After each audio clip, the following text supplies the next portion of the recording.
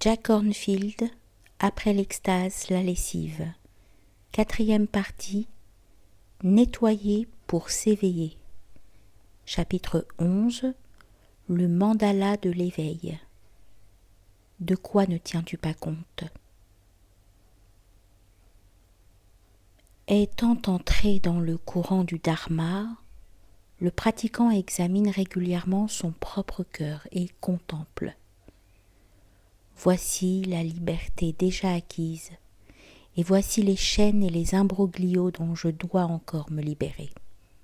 Citation de Bouddha. Un vieux moine trappiste, le père Théophane, raconte une histoire à propos d'un monastère magique où l'on peut avoir accès aux vrais dons de la vie spirituelle. Nous le citons. Je savais qu'il y avait de nombreux lieux intéressants, mais je ne voulais plus de petites réponses. Je voulais la grande réponse. Je demandai donc au maître des lieux de m'indiquer directement la demeure de Dieu. Je m'assis tout à fait décidé à attendre cette grande réponse. Je restai dans le silence toute la journée jusque tard dans la nuit. Je le regardais dans les yeux et j'imagine que lui aussi me regardait dans les yeux. Tard dans la nuit, il me sembla entendre une voix. « De quoi ne tiens-tu pas compte ?» Je regardai alentour et entendis à nouveau. « De quoi ne tiens-tu pas compte ?» Était-ce mon imagination ? Bientôt ce ne fut tout autour de moi que murmures et rugissements. De quoi ne tiens-tu pas compte? De quoi ne tiens-tu pas compte? Étais-je en train de devenir fou? Je réussis à me lever et me dirigeai vers la porte. Je voulais le réconfort d'un visage ou d'une voix humaine. Juste à côté, il y avait le couloir menant au quartier des moines. Je frappai à une cellule. « Qu'est-ce que tu veux ?» dit une voix endormie. « Dis-moi de quoi je ne tiens pas compte. »« De moi, » répondit-il. Je frappai à la porte suivante. « Que veux-tu ? Dis-moi de quoi je ne tiens pas compte. »« De moi. » Une 3e, une 4e cellule, toujours la même réponse. Ils sont tous focalisés sur eux-mêmes, pensai-je. Écœuré, je sortis du bâtiment. Juste à cet instant, le soleil se leva. Je n'avais jamais parlé au soleil auparavant, mais je m'entendis implorer « Dis-moi de quoi je ne tiens pas compte » et le soleil de me répondre lui aussi « De moi ». Cela m'acheva. Je me jetai sur le sol. La terre me dit alors « De moi non plus ». Fin de citation. L'histoire du père Théophane montre ce qui est vraiment en jeu dans le mûrissement spirituel. Si nous espérons ouvrir notre cœur au monde entier, nous ne devons rien laisser de côté. La liberté et l'éveil ne se trouvent que précisément là où nous sommes. Si nous souhaitons aimer Dieu, nous devons aussi apprendre à aimer chacune de ses créations, y compris nous-mêmes, dans toute notre complexité et imperfection. L'esprit qui intègre tout créé, est un mandala ou cercle d'éveil dans lequel nous nous ouvrons à la réalité du présent en y englobant toutes les dimensions de la vie. Le mandala d'intégralité. Un mandala est une image souvent complexe. Il représente le grand cercle de l'existence, la complétude sacrée, un univers entier. Le but d'une vie spirituelle sensée consiste à découvrir et incarner dans notre vie cette intégralité sacrée. Il y a 2 principes essentiels pour s'éveiller à cela. Tout d'abord, pour que la liberté puisse s'épanouir totalement, tous les domaines importants de notre expérience terrestre doivent être inclus dans notre vie spirituelle. Aucun aspect significatif ne peut être exclu de notre prise de conscience.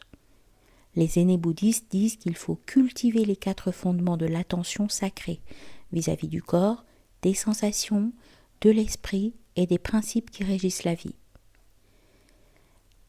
Leurs enseignements étendent ensuite la même présence d'esprit sacré à la famille, à la communauté, aux moyens d'existence et d'une façon plus large aux relations avec le monde. C'est seulement à travers une attention à l'égard de chacune de ces choses que nous accomplissons l'éveil. Ces aspects seront plus largement développés dans les chapitres suivants. Le second principe pour s'éveiller à la plénitude consiste à tenir compte du fait que notre conscience dans un domaine ne se trouve pas forcément dans les autres aspects de notre vie. Nous savons que les athlètes de niveau olympique sont très entraînés et ont une grande conscience de leur forme physique, ce qui n'empêche pas certains d'être émotionnellement immatures ou mentalement limités. À l'inverse, certains intellectuels brillants souffrent parfois d'ignorance et de manque d'intérêt en ce qui concerne leur corps ou leurs émotions.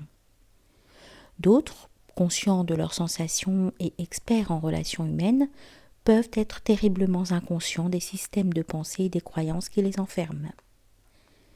Il en va de même dans la vie spirituelle.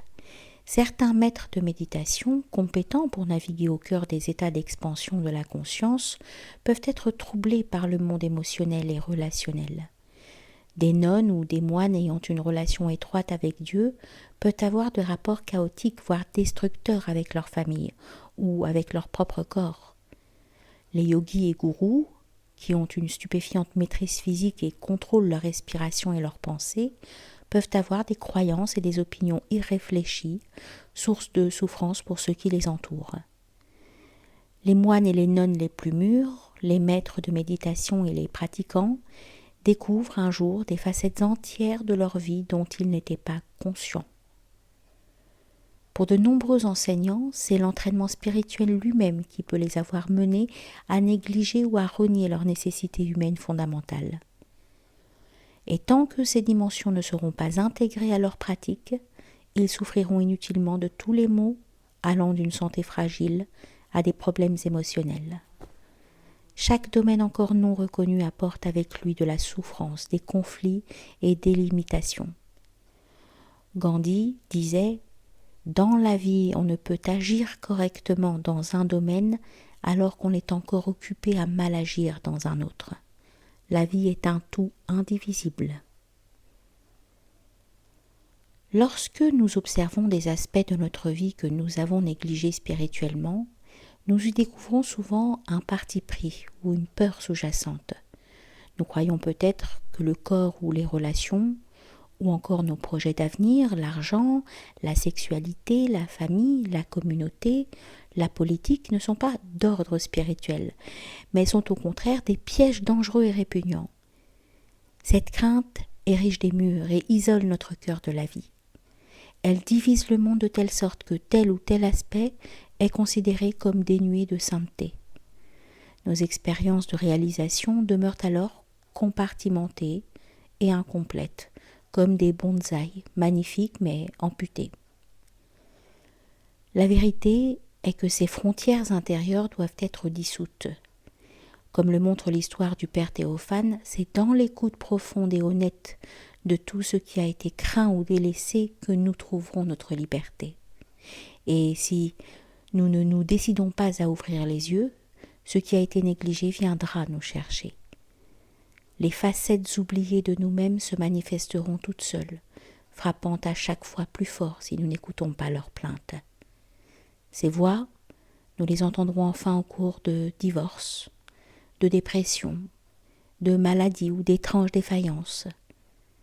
Si nous prêtons l'oreille et accueillons toutes les parties de nous-mêmes, nous verrons qu'elles enrichissent notre jardin comme un compost, comme un aliment pour la vie. Il y a une unité sous-jacente à toute chose. Un cœur empli de sagesse en est conscient, tout comme il connaît l'inspire et l'expire.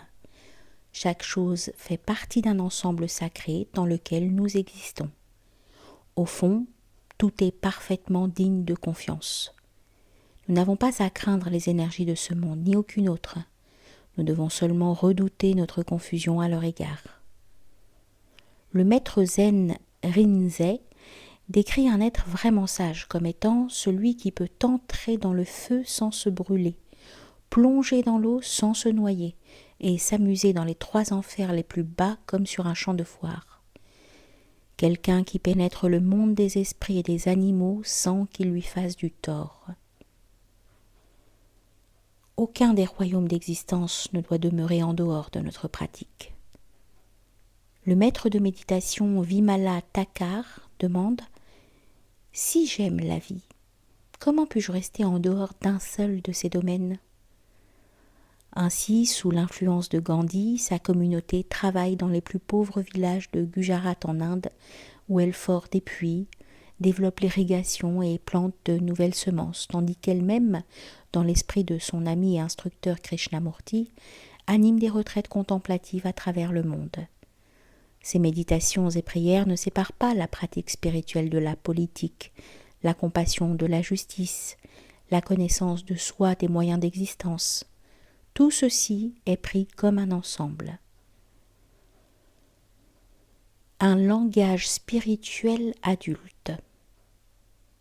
Au début, lorsque nous entrons dans la voie spirituelle, nous parlons de surmonter les obstacles, d'efforts nécessaires, de purification des fautes et d'ardeur dans la quête de Dieu. Mais ce langage, bien qu'il puisse nous avoir été utile au départ, risque de devenir trop unilatéral, établissant une chose contre l'autre. Le monde contre la libération, la volonté personnelle contre la grâce de Dieu, le péché contre la rédemption. C'est un langage basé sur l'exclusion. Avec l'éveil de la sagesse, le cœur se déploie peu à peu pour englober tout le paradoxe de la vie.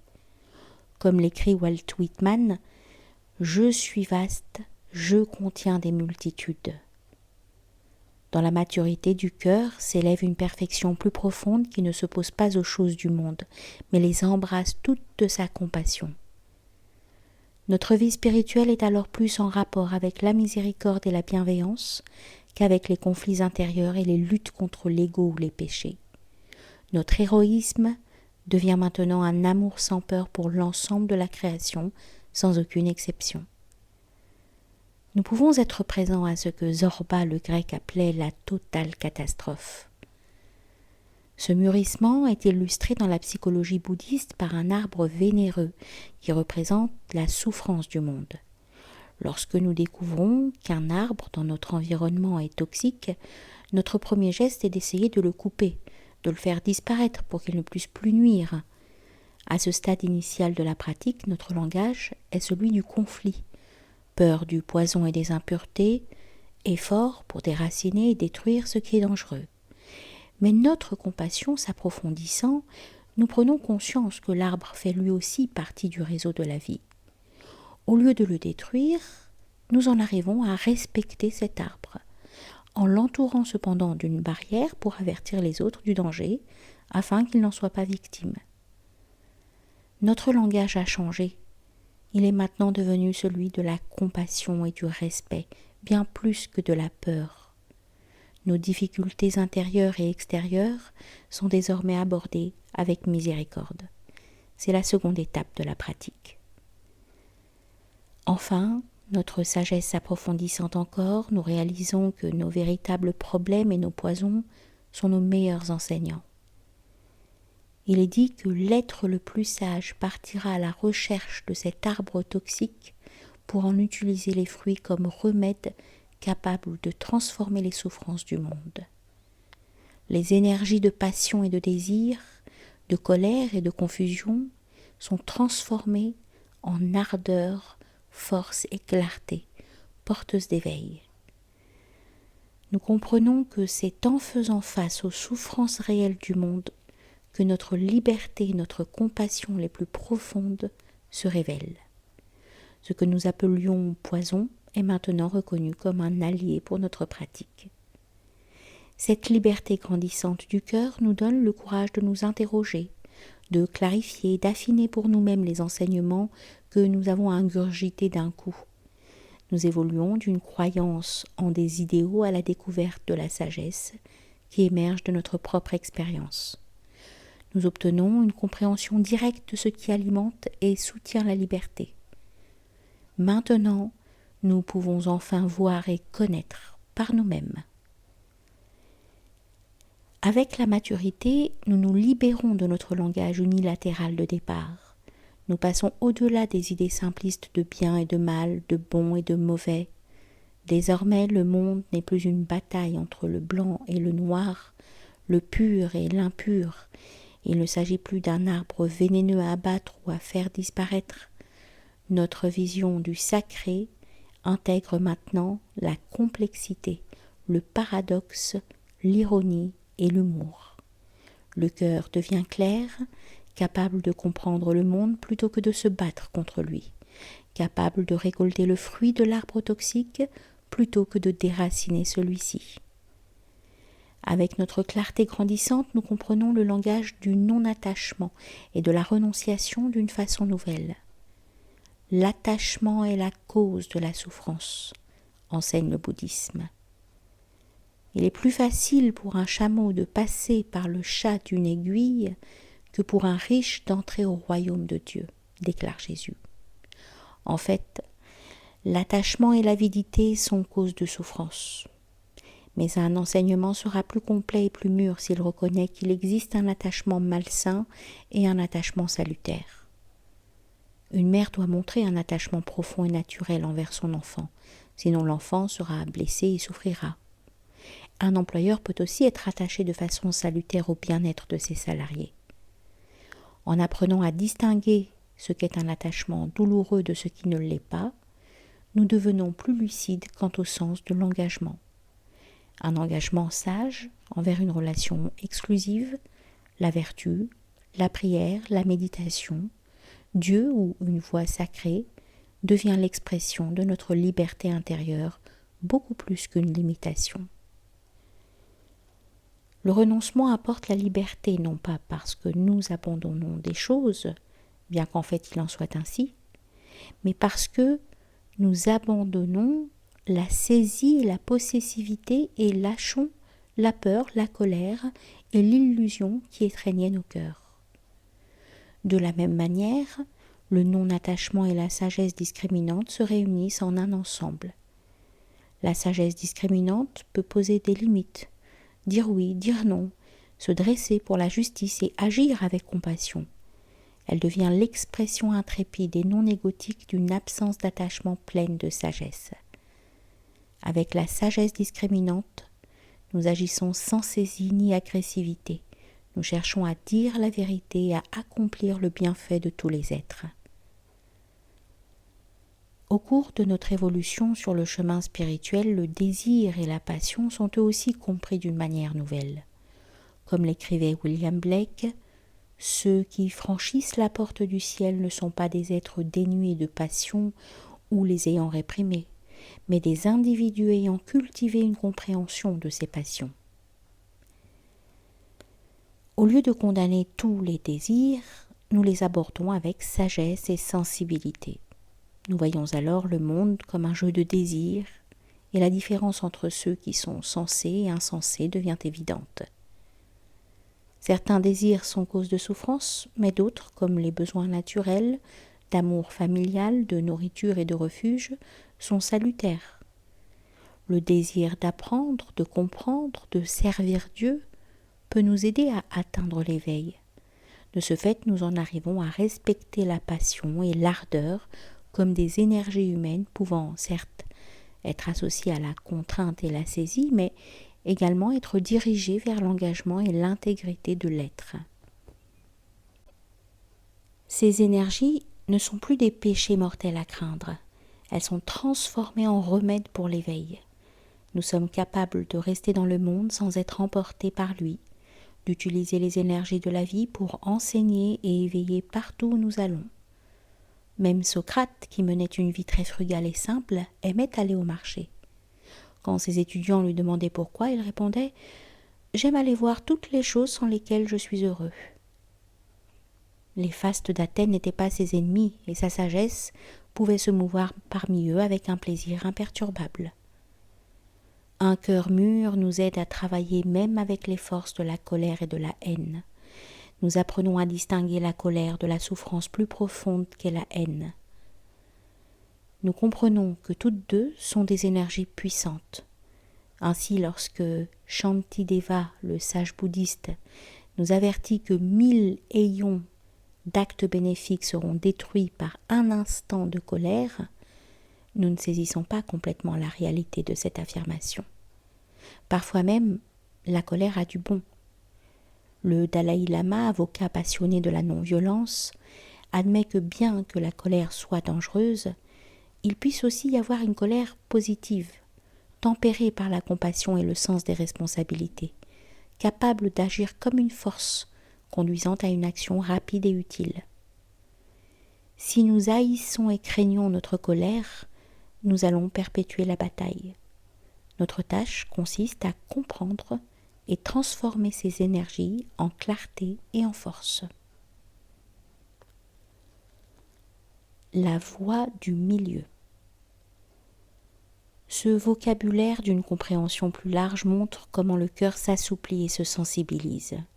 Les tendances dogmatiques et rigides de la ferveur religieuse laissent place à la voie du milieu, à une présence sage qui n'est ni indulgente ni craintive. Mon maître, Ajahn Chah, manifestait cette souplesse lorsqu'il se montrait le plus incohérent, contredisant des choses qu'il avait affirmées auparavant, rejetant des enseignements qu'il avait préconisés la veille. Quand un étudiant frustré, moi, lui en fit la remarque, Ajahn Chah se mit à rire. « C'est comme cela, dit-il. Il y a une route que je connais bien, mais il peut y avoir du brouillard ou de l'obscurité. Quand je vois un voyageur sur cette route, prêt à se perdre sur une voie de garage à droite, je l'appelle et lui dis « va à gauche ». De la même manière, si j'aperçois quelqu'un qui risque de s'égarer dans une impasse sur la gauche, je l'appelle et lui dis « va à droite ». C'est la seule chose que je fais quand j'enseigne. Si tu tombes et que tu te laisses emporter par quoi que ce soit, je te dis « lâche ça aussi ».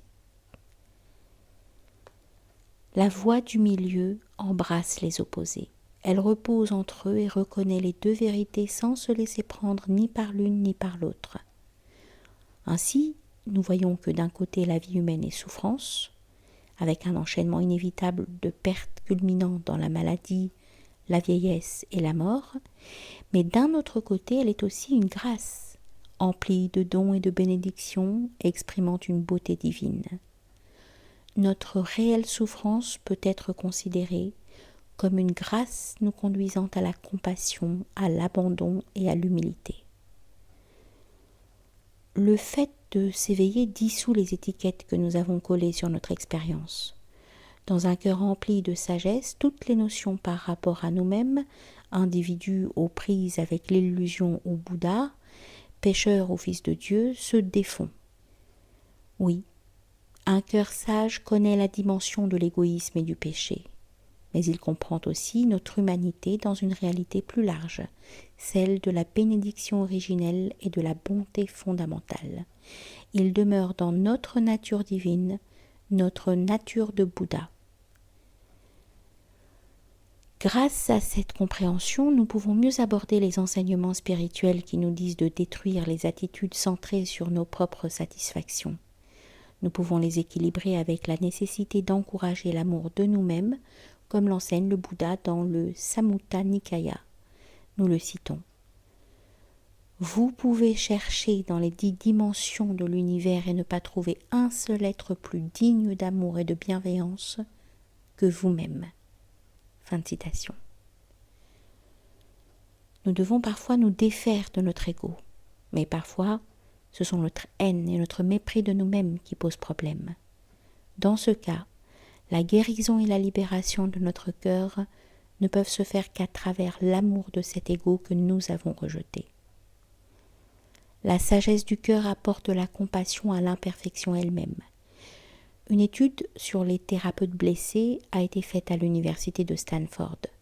Elle compare les psychologues qui travaillent de manière détachée, sans rien révéler d'eux-mêmes, à ceux qui partagent certaines de leurs difficultés et de leurs blessures. Les thérapeutes blessés guérissent leurs patients plus rapidement. Un cœur de sagesse est en paix avec le mode d'être des choses.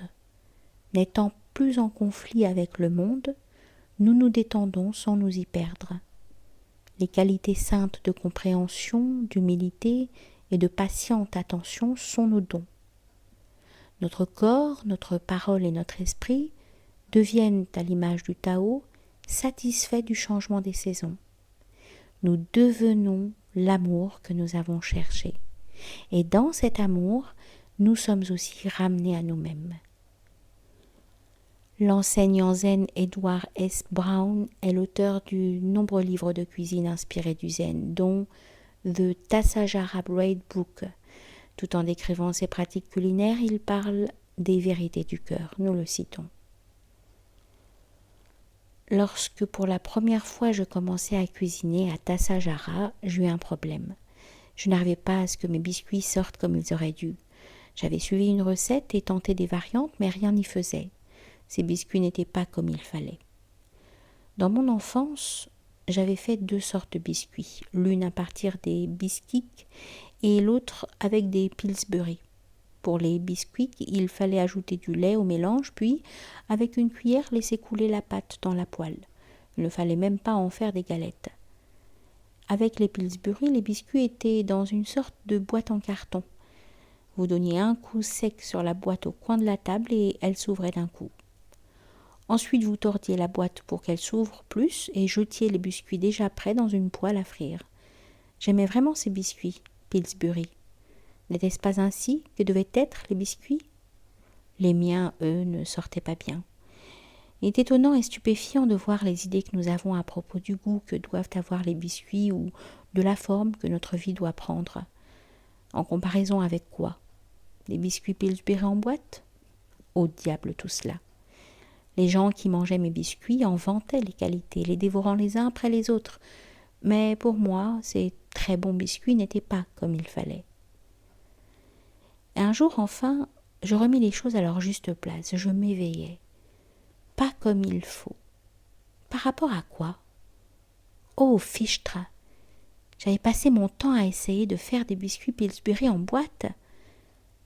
Vint alors le délicieux moment de goûter réellement mes biscuits, sans les comparer à quelques standards secrètement préétablis. Ils avaient le goût du blé, étant feuilletés au beurre, croustillants, terrestres, réels. Ils étaient incomparablement vivants, présents, vibrants, beaucoup plus satisfaisants en fait qu'aucun souvenir. Ces situations peuvent être tellement renversantes et tellement libératrices. Ce sont les moments où vous réalisez que votre vie va bien telle qu'elle est. Merci.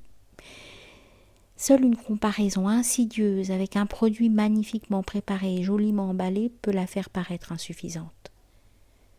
Essayez de réaliser un biscuit, donc une vie, sans salir de bol, sans un sentiment de désordre, sans déprime ni colère, était tellement frustrant. Alors, savourez ou goûtez réellement le moment présent de l'expérience, tellement plus complexe et diversifié, tellement insondable. En tant qu'étudiants zen, nous avons passé des années à essayer que les choses paraissent correctes, à tenter de recouvrir les fautes et à masquer le désordre. Nous savons à quoi ressemble un étudiant biscuit zen. Il est calme, plein d'entrain, souriant, dynamique, sérieux et profond. Comme le disait un de mes amis, notre devise était « paraître bien ».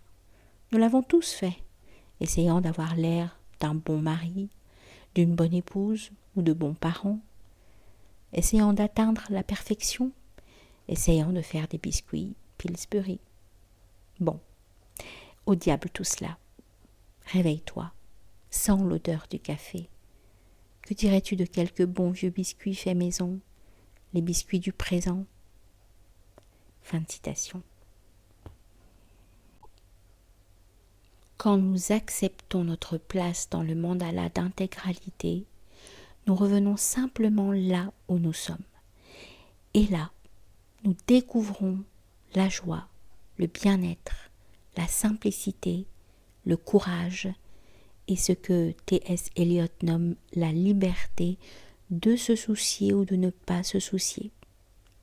Les chapitres suivants illustrent cet épanouissement de la plénitude et du retour à nous-mêmes.